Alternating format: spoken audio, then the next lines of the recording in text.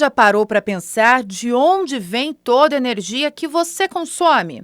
A resposta vai muito além do plugue de uma tomada. No Brasil, a energia produzida percorre um longo caminho até chegar à sua casa, e isso custa caro. Falar em energia numa época em que sustentabilidade está em alta é pensar o que será do nosso futuro. E é aí que surge a energia renovável. Ela é infinita, ela estará sempre disponível, porque ela está muito relacionada à questão, se for uma hidrelétrica ou uma pequena central hidrelétrica, ela está relacionada à chuva, aos reservatórios e o potencial da água, né? Já as energias, tanto eólica quanto solar, também são energias que estão disponíveis para todos permanentemente. No Brasil, quase 80% da energia produzida é gerada por hidrelétricas. No mundo, já se discutiu e muito se o método adotado aqui é ou não renovável. Mas, para esse especialista, a discussão já está ultrapassada. Está na hora de colocar novos meios de geração de energia em prática. Em termos internacionais, sempre havia uma certa incerteza se a energia hidráulica fosse uma energia renovável. E é, né? E fora isso, o Brasil ainda tem para oferecer uma condição de vento e de sol muito favorável. O Brasil é um país que tem uma excelente condição de insolação em praticamente todo o nosso território e tem também uma costa de 8.000 quilômetros com ótimas condições de vento. Então a gente está numa situação muito confortável de ter para o futuro e no momento uma matriz energética bastante sustentável. Sustentável é o nome dado para um tipo de desenvolvimento que não esgota os recursos para o futuro, capaz de suprir as necessidades da geração atual, sem comprometer a capacidade de atender as futuras gerações. A necessidade de se pensar em alternativas para a geração de energia começou com a própria ineficiência do setor elétrico no Brasil, em operação desde as décadas de 50 e 60, com a criação da Eletrobras. Um dos desafios, por exemplo, era como levar uma hidrelétrica para a região amazônica. Pensar que a rede de produção de energia está a 3 ou 4 mil quilômetros de extensão, é inevitável não ter um custo alto com o sistema de transmissão, além das consequências ambientais que isso traz. Eu acho que houve algum momento de lampejo onde, por que não gerar mais próximo do consumo? Por que não trazer essa condição para próximo das cidades? E isso passa necessariamente pela evolução da energia solar. A energia solar se divide em duas grandes áreas. Energia solar térmica, uma tecnologia mais tradicional que é usada no aquecimento residencial, e a energia fotovoltaica, que faz a conversão da luz do sol em energia elétrica, para qualquer tipo de uso, como acontece nesse laboratório da Universidade Federal de Santa Catarina. Aqui, tudo funciona por meio da energia solar. Essa corrente elétrica fica disponível imediatamente a partir do momento que foi gerada. E aí você precisa consumir, armazenar ou injetar na rede. E se engana quem pensa que gerar a própria energia é algo muito distante ou inviável. Mas vamos a uma conta rápida.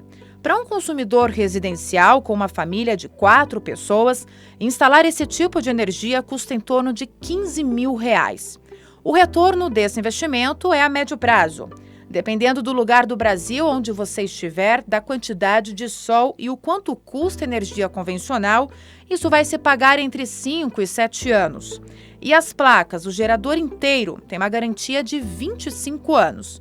Então, entre 5 e 7 anos, você paga o investimento. E a partir disso, até o ano 25, tem energia de graça. Desde 2012, a legislação brasileira permite que você instale um telhado fotovoltaico, como você vê aqui no laboratório, e injete energia na rede. Então, se você tem isso na sua casa, agora, por exemplo, você está aqui no laboratório e lá na sua casa, se você tiver um telhado solar, num dia ensolarado, você tem poucos consumos na sua casa, porque você não está em casa.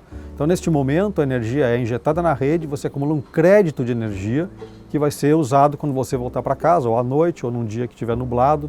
Então, toda essa energia é energia injetada na rede e creditada a seu favor para uso posterior. A energia solar ainda está em fase de consolidação, mas com uma condição muito favorável. Temos o clima tropical e com boa insolação na maior parte do país. O que faltava até então para desenvolver e aplicar essa tecnologia eram estudos que comprovavam seus benefícios. Eu acho que passa por duas questões fundamentais: legislação e conhecimento. Eu acho que havendo legislação apropriada e o conhecimento, nós vamos ter condições do investimento acontecer.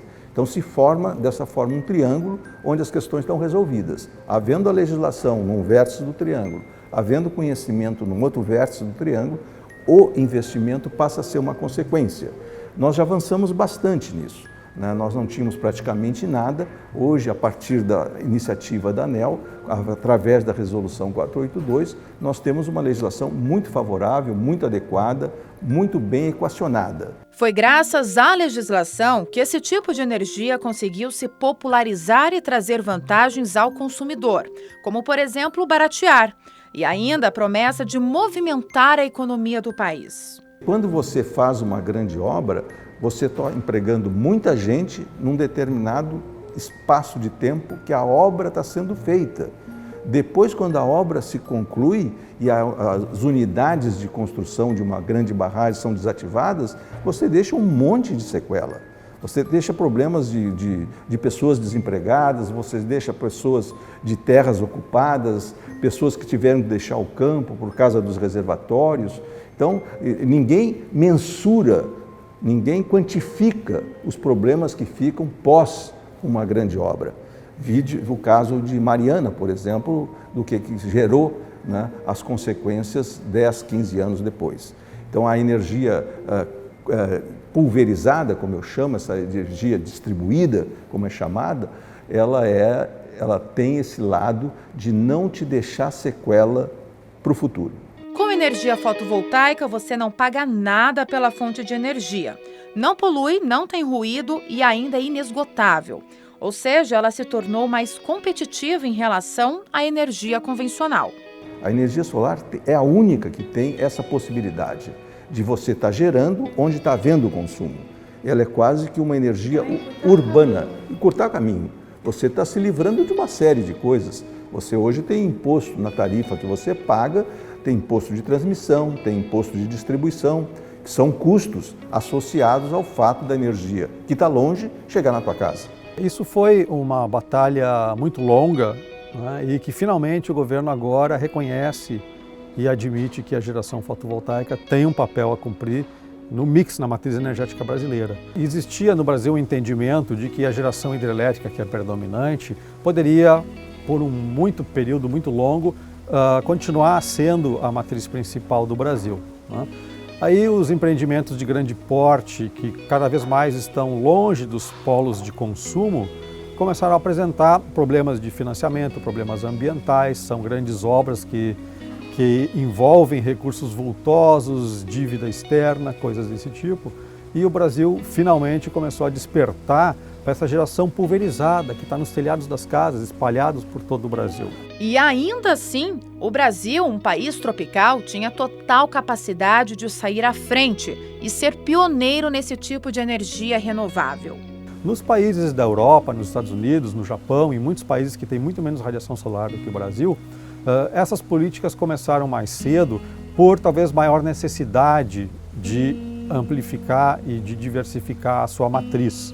Isso também é associado à vontade de ser protagonista dessa tecnologia, de ser um mercado vendedor, porque o Brasil hoje, por não ter assumido o protagonismo, é um mercado consumidor. A gente compra essas placas, todas que você vê aqui são importadas, né?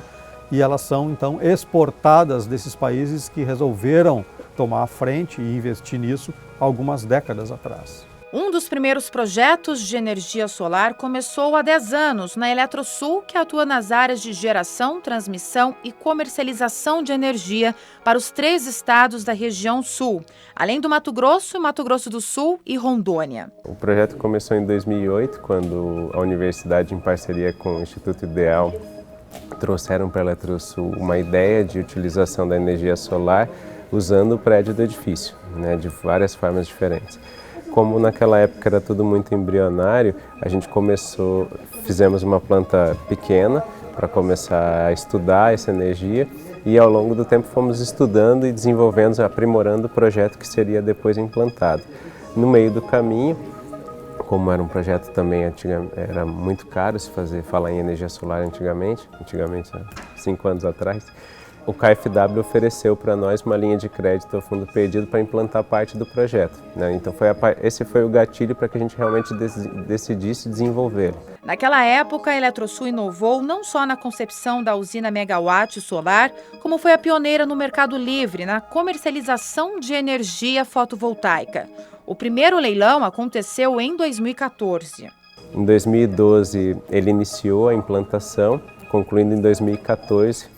A gente teve um pouco de dificuldade na execução desse projeto com a empresa contratada, mas em 2014 ele iniciou as operações. Entre 2014 e 2015 também tivemos algumas dificuldades de operação em função de mau funcionamento de um equipamento, mas depois dele solucionado, agora ele está funcionando perfeitamente, sem problema nenhum. A gente, assim como qualquer usina no Brasil, tudo que é produzido, ele é colocado no sistema elétrico, né? O sistema elétrico ele é um sistema interligado. Então, aquilo que a gente está colocando aqui, a gente mede tudo o que a gente produziu. E isso que a gente produziu de energia, a gente pode vender através de contratos de energia. No caso da Eletrosul, como nós também somos consumidores especiais, ou seja, somos consumidores que temos uma carga instalada maior, acima de 500 kW, e isso nos permite comprar energia diretamente. Diferente de consumidores residenciais que estamos sempre a gente está sempre através de uma distribuidora consumindo energia, a gente não tem poder de escolha. Santa Catarina, assim como todo o Brasil, tem um grande potencial para desenvolvimento de novas fontes de energia renovável. Apesar disso, a geração de energia solar ainda é insignificante para a matriz energética do estado. Mas é visando ampliar essa capacidade que alguns estudos são feitos. Nós temos hoje centros de pesquisa aqui em Florianópolis mesmo, nós temos um importante laboratório solar, que é uma referência nacional, que tem contribuído muito para a qualificação da mão de obra, preparação de professores e também formadores de negócios para o futuro. E por falar em futuro, você já imaginou daqui a alguns anos abastecer o carro sem ir ao posto de combustível? Na Universidade Federal de Santa Catarina, uma das principais responsáveis pelos estudos sobre energia fotovoltaica no Brasil, um projeto de ônibus elétrico já faz a gente se aproximar do que imaginamos estar muito longe. Imagina só você estacionar o seu carro na garagem da sua casa e ali mesmo, embaixo de placas de energia solar ou conectado a uma tomada, ele ser abastecido. É isso que acontece com o ônibus da universidade.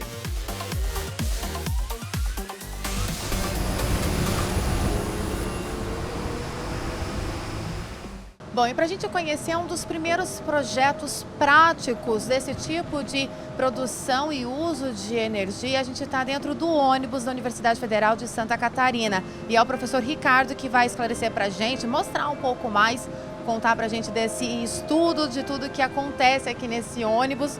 Professor, é um dos primeiros projetos práticos e a gente vê quantas novidades, quantas tecnologias presentes num único espaço aqui, não é mesmo? O ônibus ele alia a geração de energia solar, de eletricidade, com mobilidade elétrica, né? E ele usa, esse projeto ele se chama de deslocamento produtivo. Esse espaço é um ambiente de trabalho. Então, ao mesmo tempo que a gente se desloca lá do campo central até o laboratório, você pode estar trabalhando. As pessoas aqui no ônibus estão trabalhando enquanto estão se deslocando. E esse ônibus, apesar de existirem outros ônibus elétricos por todo o mundo e até aqui no Brasil, é o único ônibus que tem toda a sua energia gerada através da geração solar fotovoltaica. Qual é a diferença desse ônibus para os demais? É aquela tomada que a gente viu lá onde estava sendo carregado? Isso, aquela tomada garante que toda a energia que é utilizada para deslocar esse ônibus é de fonte solar, porque todo o laboratório é movido à energia solar daquelas coberturas que você viu lá no laboratório, e tudo isso garante então que 100% da nossa energia seja de geração solar. Agora, professor, como que foi o investimento para ter um ônibus como esse?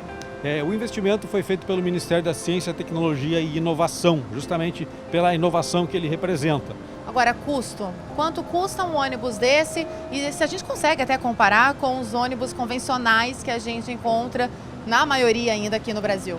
Essa é o maior entrave para a disseminação de um veículo como esse. Ele custou 3 vezes mais caro do que um veículo equivalente a diesel.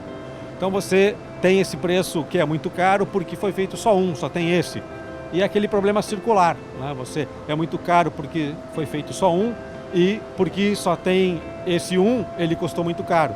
Então o que a gente precisa são de políticas de Estado, né, para que esse ciclo seja quebrado e isso seja estimulado a produção em grande escala. Com produção em massa, esse veículo pode chegar a ser competitivo com um veículo convencional a diesel.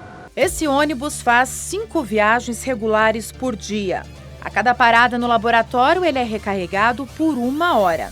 Como o veículo não tem nenhum sistema de energia solar, ele utiliza a energia fotovoltaica gerada no laboratório por meio de uma tomada.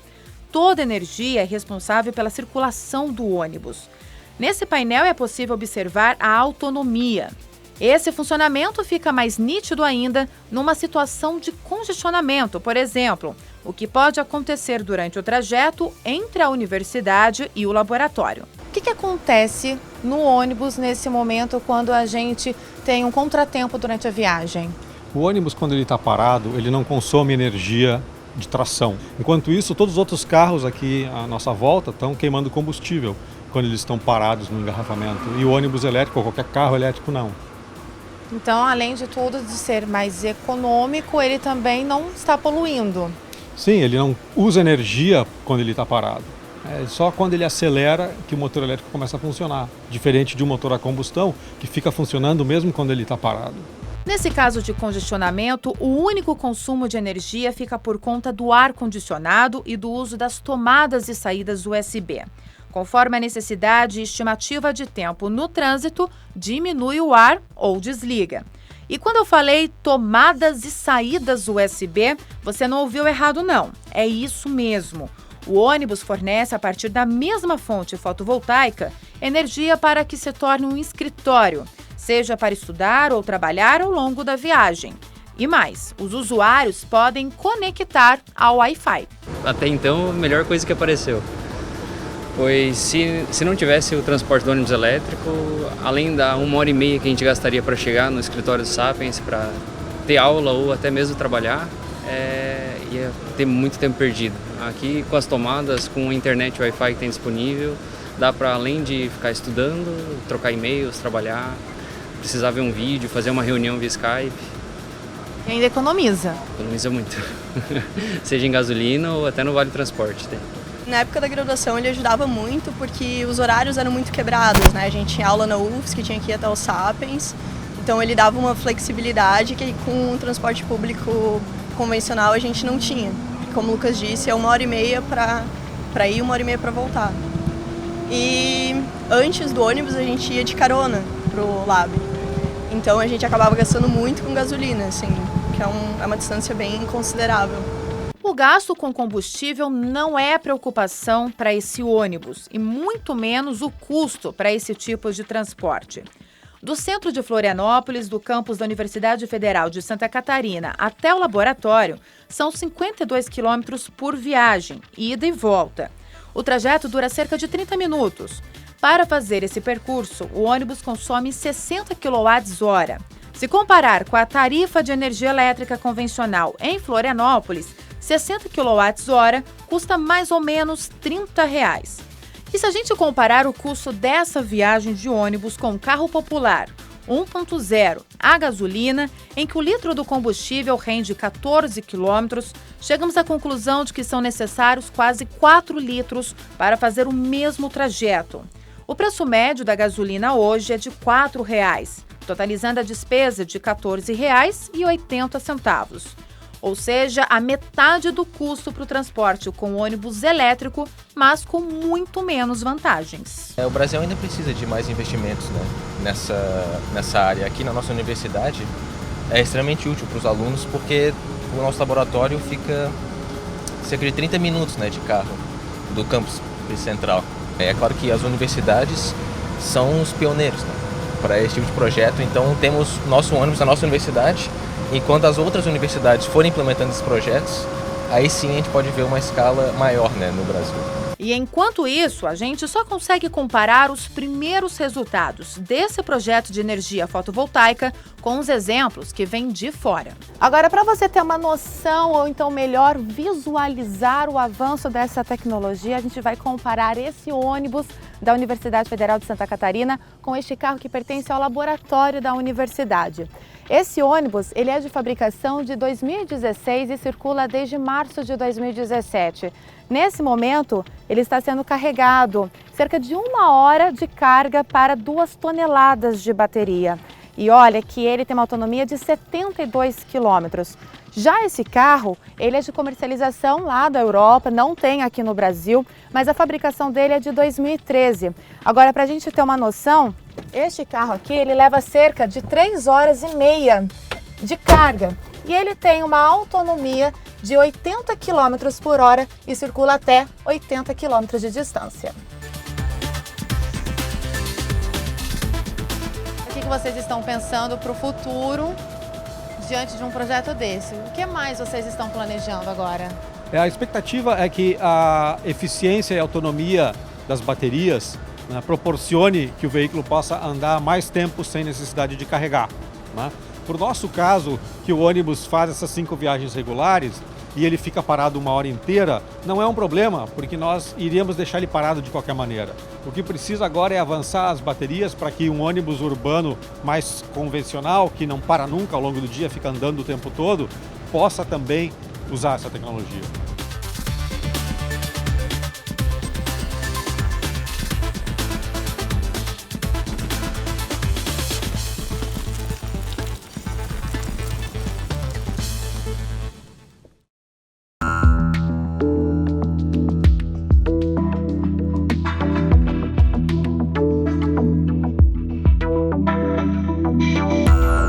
Outra fonte de energia renovável em desenvolvimento no Brasil é a energia produzida pelo vento. Para tanto, são instalados aerogeradores em locais descampados. Os aerogeradores lembram um catavento. A parte de cima gira para captar o vento como um girassol que procura pelo sol. Eles sempre giram no sentido horário. Para gerar energia, o vento precisa estar a 3,5 metros por segundo, sendo a capacidade máxima de 13 metros por segundo. Se o vento é mais forte do que isso e acima de 22 metros por segundo, a torre para de funcionar. Cada torre tem capacidade de abastecer 2.250 famílias. Assim funciona a chamada energia eólica. Mas a manutenção e operação desses parques se tornaram um entrave para a produção de energia.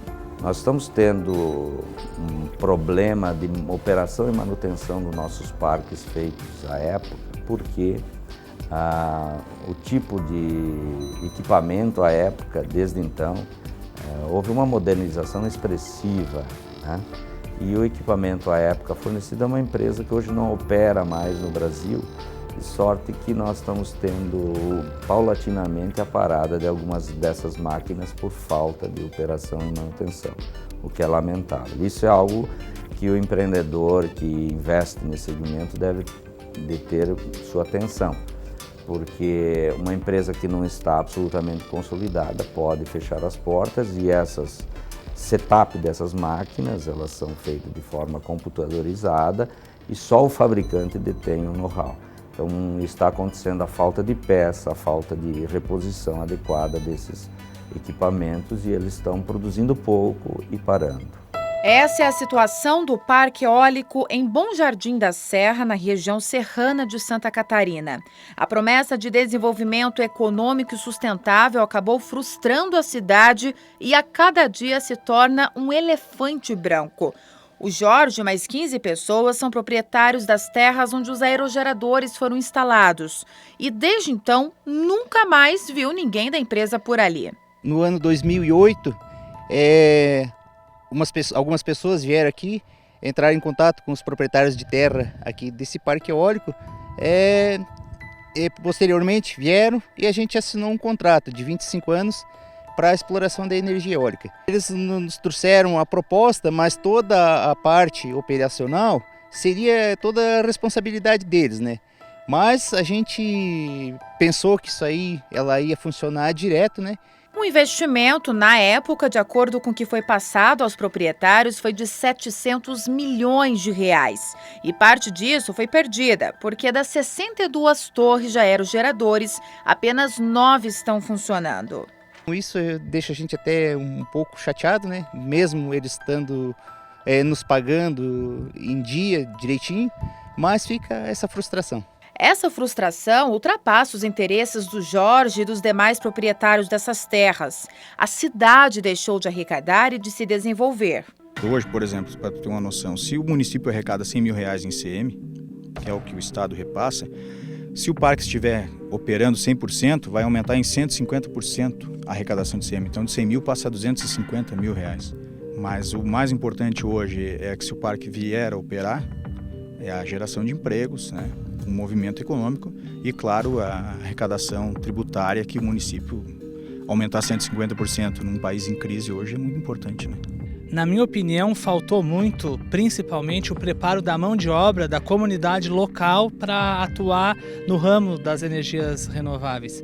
Sem contar que hoje esse abandono energético e social que nós vemos também é resultado da falta de muita discussão e, ao meu ver, de planejamento, porque não se sabe ao certo se foram problemas técnicos, foram problema na ordem da construção das torres. Enfim, hoje em dia o que se tem é um abandono energético social. Quem controlava esse parque era uma empresa argentina que teve dificuldades financeiras e acabou falindo.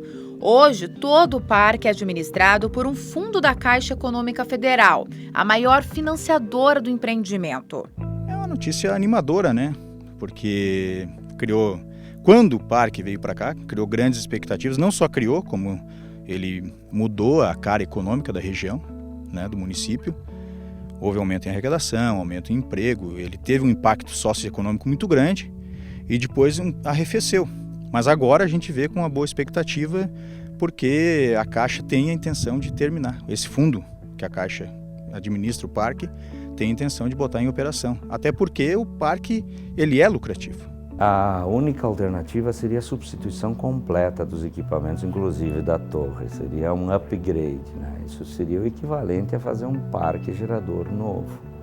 Ocorre que essa disciplina sobre a qual estamos tratando é feita pela ANEEL. Isso tem todo um trâmite com penalidades severas e precisaria fazer uma análise da repercussão econômica e dos benefícios eventuais que teria a substituição desses equipamentos todos. Paralelo a isso, 2 novos projetos estão em andamento.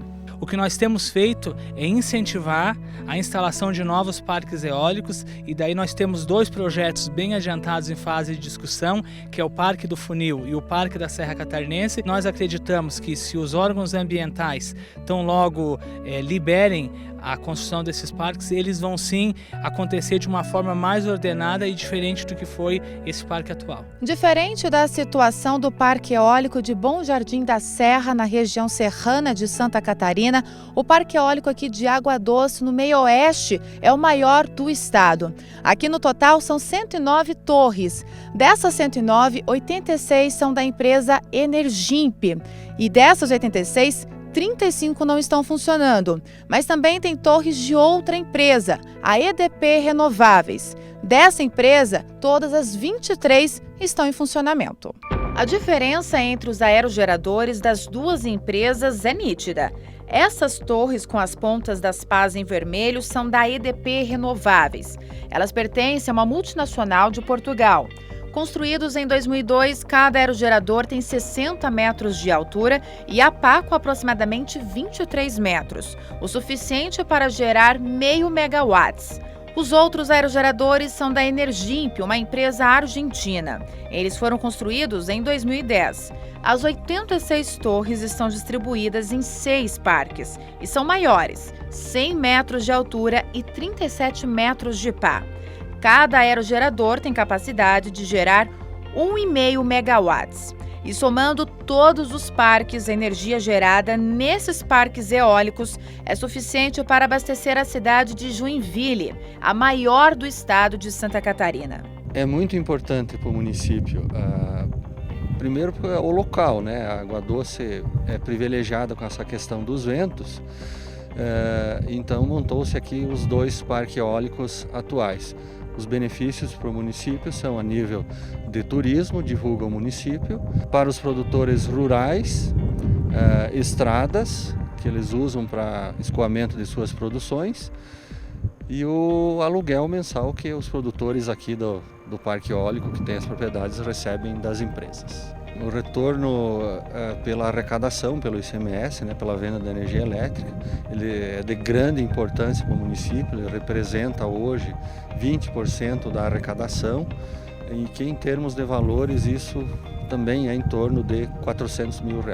Ele é revertido em benefícios para a população, em obras, nas várias assistência social, educação, melhoria de vida para os nossos munícipes, nas diversas áreas. Em Água Doce, as torres geradoras que não estão funcionando ainda não prejudicaram a arrecadação do município e nem deve, uma vez que já está prevista a manutenção nos próximos 6 meses.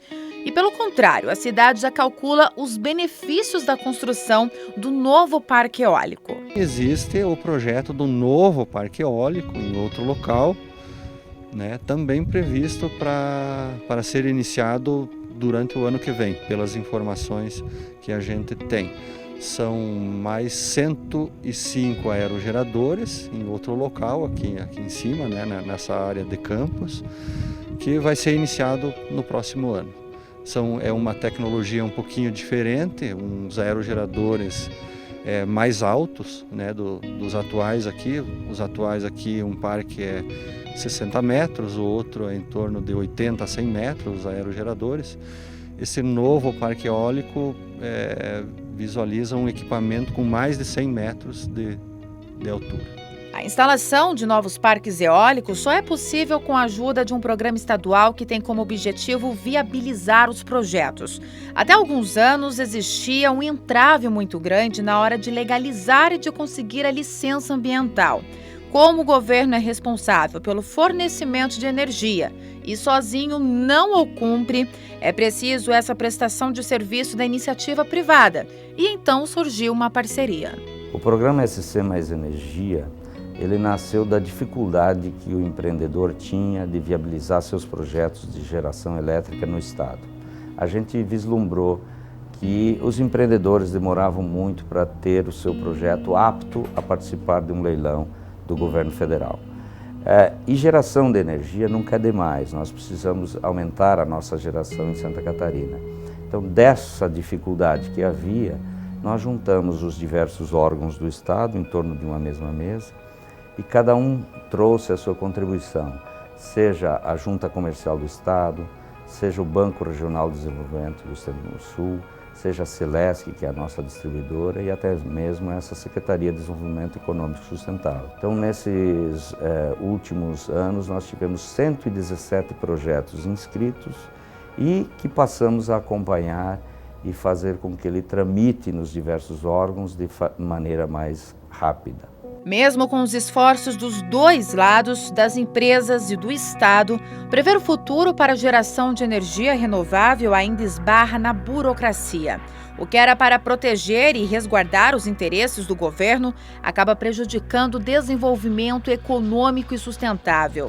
Toda energia produzida pelo vento ou pelo sol alimenta um sistema brasileiro que é inteiro interligado. Isso quer dizer que a energia produzida no sul do Brasil pode ser vendida para um consumidor que está na região norte, mas não é energia entregue por uma concessionária que o consumidor vai receber, e sim a quantidade controlada que é retirada desse sistema nacional.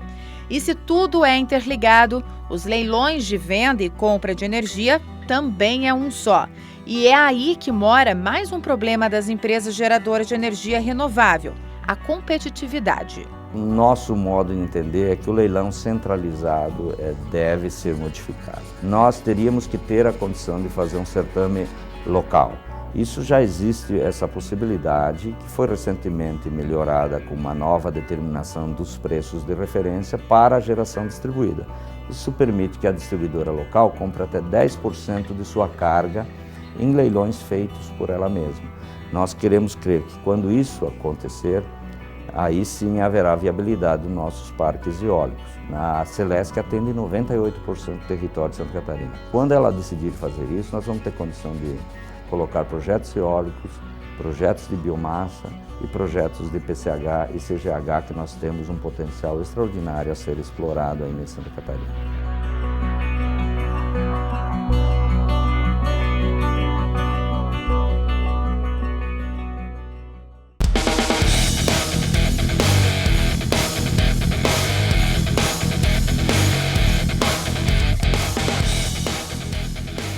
Quase 90% de toda a energia produzida no Brasil é renovável e a matriz energética do país continua sendo abastecida principalmente pelas usinas hidrelétricas. O Brasil se destaca quando se trata de fontes de energia renováveis, devido à alta capacidade de transformar energia limpa por meio de fontes alternativas. Por isso que a energia gerada pelo vento ou pelo sol são formas de agregar essa fonte de abastecimento. Quando você fala de agregar, é bem nesse sentido. Quando você precisa operar um sistema elétrico que consome o tempo inteiro, não deixa de consumir, e você sabe que se você tivesse que contar com 100% de energia solar eólica, você tem a certeza de que uma hora você vai ficar sem energia. A hidrelétrica já não. Ela consegue ficar no nível de produção menor sem custar nada. Simplesmente só aguardando e armazenando energia, não produzindo energia hidrelétrica significa não está escoando tanta energia do rio. Ela está armazenando, na hora que ela precisar, ela vai entrar em operação. Então ela é uma energia de baixo custo e que tem a capacidade de entrar em operação a qualquer momento. Isso é um ponto que é muito relevante, que a gente não tem como abrir mão de uma fonte como essa. A gente, na verdade, vai ter que discutir como a gente consegue expandir. A base que nós criamos ao longo desses últimos anos nos dá essa tranquilidade, esse conforto de a gente poder, inclusive, vislumbrar possibilidades de fontes alternativas, porque o principal está assegurado. Eu sempre digo assim, as hidrelétricas mais promissoras, portanto, as de menor custo, já foram construídas. As que sobraram hoje são hidrelétricas bem mais caras, pela região onde elas vão ser construídas e pelas dificuldades que vão ter para serem construídas. E aí surgem as alternativas que nós já conhecemos, a solar e a eólica. A ideia todo mundo já sabe e as pesquisas estão avançando. O desafio agora é viabilizar novos projetos. Eu acho que tem uma grande dificuldade aí, né? Os governos, de certa forma, sempre procuram não se envolver muito com questões que eles não dominam. E isso é perfeitamente explicável, né? O desconhecimento leva as pessoas que governam a terem sempre um pé atrás. Elas não querem entrar no desconhecido. E isso está em tudo que é lugar. E como que se resolve isso? Com a própria despertar das novas gerações, né? Quando um aluno que está hoje cursando engenharia, seja engenharia, economia, seja o que for, passa a ter curiosidade por uma nova fonte de energia, ele, quando chegar na sua profissão e tiver numa posição ou de mando ou de gestão em qualquer órgão público ou privado, ele vai olhar aquilo com muito mais naturalidade. Eu acho que a nova geração que vai compreender melhor tudo que hoje a gente está falando, assim ainda de uma forma emocional muito forte, né? Porque você está na fase do convencimento. Para convencer alguém, eu tenho que estar contaminado, vamos dizer assim, no bom sentido, por essa inovação. Senão, não convenço absolutamente ninguém. né? Então essa eu acho que é uma etapa que vai ser vencida. Tu falaste muito bem, e isso se remete para a academia. No final está ali o governo, está o usuário e está o mundo acadêmico, o mundo do conhecimento. Quando fechar esses três comprometidos, vamos dizer assim, simpáticos a essa causa, a coisa vai fluir naturalmente. A gente tem uma série de medições já sendo realizadas. Para projetos fotovoltaicos, a gente mede em 6 locais. Temos 2 medições no Mato Grosso do Sul, 2 medições em Santa Catarina, 2 medições no Rio Grande do Sul. E para projetos eólicos, a gente mede em mais de 20, quase 30 locais aproximadamente. E desses projetos a gente vai, digamos, são estudos de medição inicialmente, que a gente vai desenvolvendo e aqueles mais propensos ou com melhores condições em relação aos outros, a gente vai desenvolvendo primeiro. Para projetos fotovoltaicos, a gente desenvolveu junto a uma usina no Mato Grosso do Sul, a gente tem uma usina hidrelétrica lá chamada São Domingos, de 48 megawatts, e ao lado dela, numa área que a gente teria que reconstituir solo, a gente estudou o aproveitamento daquela região e mapeamos um projeto de 21 megawatts. A gente já está ele em nível de projeto básico e como o licenciamento também é bem simplificado, então se a gente resolver entrar num projeto no futuro próximo, a gente teria já a condição de avançar bastante rápido.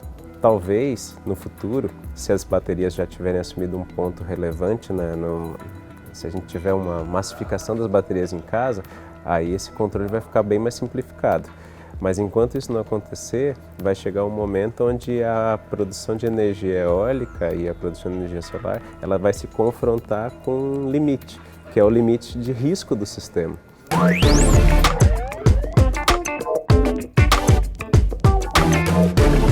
Falar em energia limpa se tornou mais comum na década de 1970, quando o mercado de petróleo teve um considerável aumento. De lá para cá não mudou muita coisa e quem dependia dessa fonte de energia e combustíveis se deparou com um mercado instável. Nós tínhamos uma necessidade para se manter no mercado e com isso fez com que a gente fôssemos atrás de energias alternativas, devido ao fato de a gente estar preso às políticas brasileiras, né? Hoje nós tínhamos fornecimento de principal produto nosso, principal combustível nosso era um produto gerado da pedra do xisto, que era regido pela Petrobras e aonde as políticas públicas nos comprometiam no nosso processo estável, nosso processo de custo dentro da nossa unidade. A necessidade de gerar o próprio combustível fez desenvolver novas tecnologias. Uma indústria comum de baterias em que o chumbo, ele é a principal matéria-prima, ele utiliza-se geralmente da energia térmica, proveniente do petróleo e também do gás. Mas esta unidade de reciclagem de baterias, aqui no meio oeste de Santa Catarina, inovou e investiu na chamada pirólise. O pneu inservível, ele chega através dos caminhões em parcerias logísticas e o processo inicia-se num tombador, onde tem uma facilitação de descarga. Nesse primeiro passo, o pneu já fica armazenado em uma área coberta, específica para isso, com piso. A partir daí, esse armazenamento temporário, ele já entra na fase de trituração. A trituração ela é necessária para o processo seguinte de pirólise, onde a trituração ela demanda de um triturador primário, para que possa fragmentar o pneu na íntegra que ele chega. Um secundário, que faz a granulometria final, necessária para o processo seguinte. E a trituração ela tem uma capacidade de 5 toneladas por hora.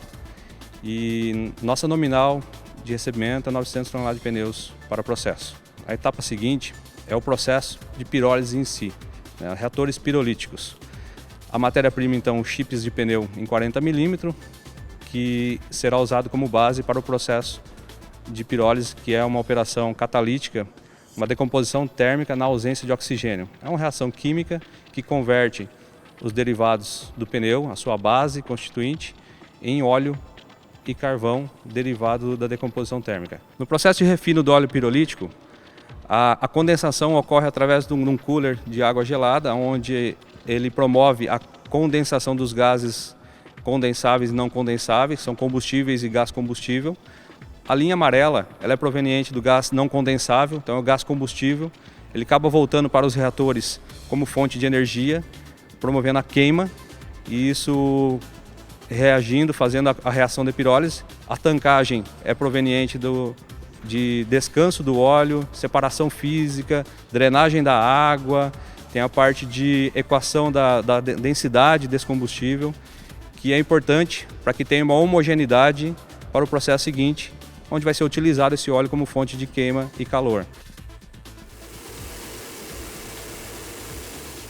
Com todo esse processo, a indústria produz todo o combustível necessário para a reciclagem de baterias, ou seja, uma indústria autossustentável sem utilizar matéria-prima de origem do meio ambiente.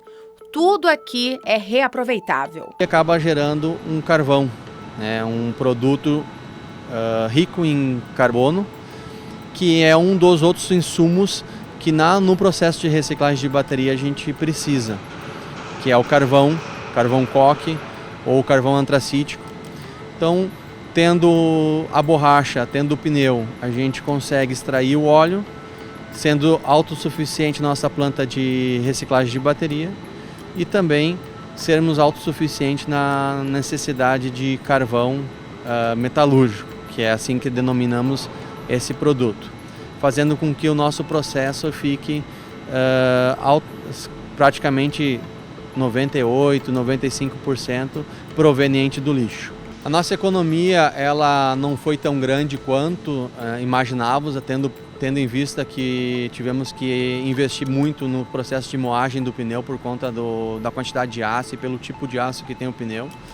Então ele é muito custoso, a gente consome uma energia elétrica muito alta, mas ele trouxe assim, uma economia comparada aos preços absurdos que a gente tem hoje no combustível, vindo de outras fontes de recursos naturais. A gente consegue, com base nisso, a gente consegue ter uma estabilidade de preço, porque nós que dominamos essa cadeia de custo. E hoje esse ciclo de sustentabilidade está trazendo mais garantias operacionais para o processo, trazendo redução de custos para o processo, e isso deixa autônomo as atividades dentro do grupo, com o objetivo de voltar a ser uma nova bateria.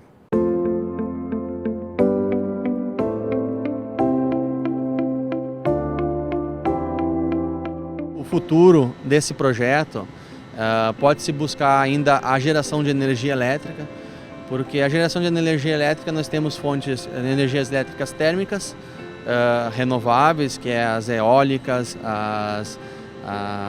as solares, as hidrelétricas, mas vindo para a energia térmica, que passa a ser um vilão para o país, porque precisa-se de fontes de combustíveis fósseis, precisa de recursos naturais. Nesse caso já não precisa, porque nós estamos pegando do pneu, da borracha, do lixo, transformando em combustível, e esse combustível pode sim gerar energia elétrica de fontes térmicas. E isso faz com que esse processo seja interessante para outros segmentos também. Então, o futuro é gerar energia elétrica a partir de um combustível proveniente do lixo. Isso é fantástico.